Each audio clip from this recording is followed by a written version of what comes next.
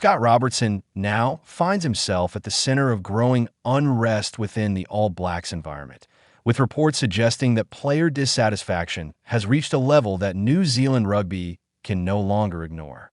Senior figures within the squad, including talismanic back rower Ardie Savea, are believed to be deeply unimpressed with the current setup, raising uncomfortable questions about leadership, communication, and long-term direction less than 2 years out from the 2027 Rugby World Cup.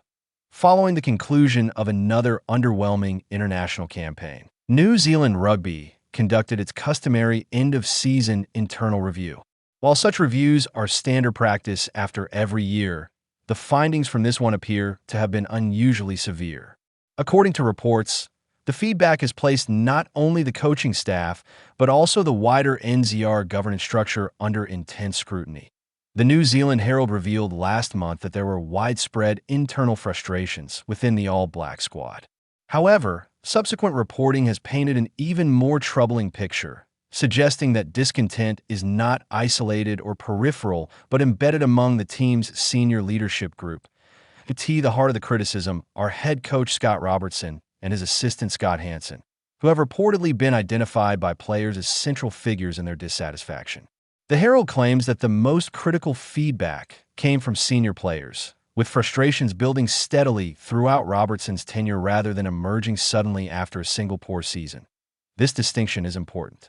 While the All Blacks' on-field results under Robertson have not been disastrous, performances have often lacked cohesion, clarity, and resilience under pressure.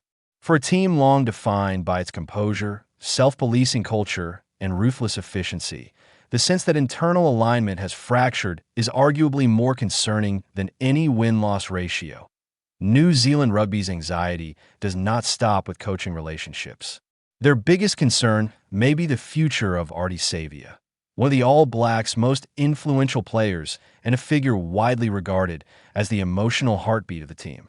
Savea is reportedly seriously unhappy with the current environment and is considering his future in New Zealand if meaningful changes are not implemented. The 32-year-old is currently playing club rugby in Japan with Kobelco Kobe Steelers and is understood to be weighing several options.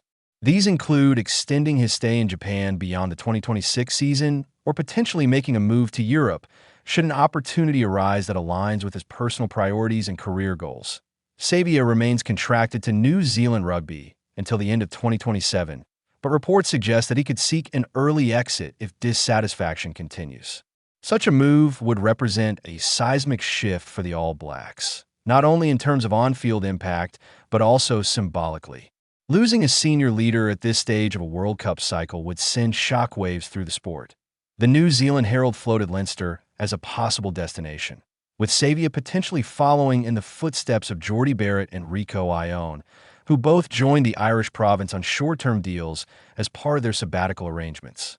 However, unlike those moves, which were carefully structured and limited in duration, Savea's situation is believed to be different.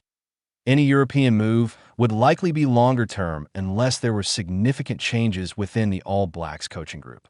That distinction underscores the seriousness of the current unrest and highlights how far dissatisfaction has progressed among senior players. Despite the growing noise, Robertson's job was not initially thought to be under immediate threat. New Zealand Rugby had publicly backed him, viewing the early stages of his tenure as part of a broader rebuilding phase following the end of the Ian Foster era. However, the sheer scale and tone of the feedback emerging from the internal review may force the governing body to reassess its position. Scott Hansen, in particular, appears to be under significant pressure. He has reportedly become offside with several senior players, an issue that NZR will have to address swiftly if it hopes to stabilize the environment. Assistant coaches often become focal points during periods of unrest, and Hansen's situation echoes previous moments in All Blacks history, where changes were made below the head coach to restore harmony that a full replacement of Robertson, less than 2 years out from the 2027 World Cup, would represent a dramatic and risky move. Such a decision would almost certainly trigger major upheaval, disrupt continuity, and place enormous pressure on any successor tasked with steering the team through a condensed preparation cycle that a more likely scenario is a reshaping of the coaching group, rather than wholesale change at the top. New Zealand Rugby has precedent here.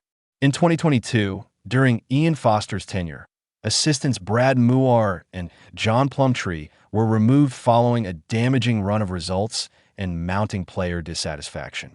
Their replacements, Joe Schmidt and Jason Ryan, helped stabilize the team and rebuild trust within the squad. The crucial difference, however, is that Foster retained the confidence of the playing group throughout that turbulent period. By contrast, reports now suggest that Robertson himself may not enjoy the same level of backing, which complicates NZR's decision-making process considerably.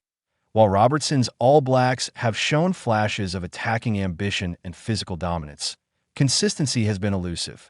Defensive lapses, discipline issues, and second-half collapses against top-tier opposition have undermined confidence, both externally and within the squad. More worryingly, players reportedly feel unclear about decision-making authority and accountability when matches begin to slip away. For a team that historically prided itself on leadership groups, on-field autonomy, and collective ownership, this perceived erosion of trust strikes at the core of All Blacks' identity. New Zealand Rugby now faces a delicate balancing act. Move too slowly, and dissatisfaction could harden into disengagement, risking player departures and further cultural damage. Act too aggressively, and the organization risks destabilizing a team already grappling with uncertainty.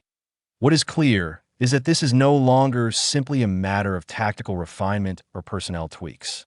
The All Blacks' issues appear structural and relational, rooted in how players connect with coaches, how feedback is received, and how responsibility is shared when pressure mounts as the 2026 international schedule looms. With a demanding test calendar and little margin for error, NZR must decide whether incremental change is sufficient or whether deeper intervention is required. The future of Scott Robertson's tenure, the role of his assistants, and the commitment of players like Ardie Savea may all hinge on the decisions made in the coming months. For a nation accustomed to rugby certainty, the All Blacks now find themselves navigating unfamiliar territory, gripped by doubt at a time when clarity has historically been their greatest strength.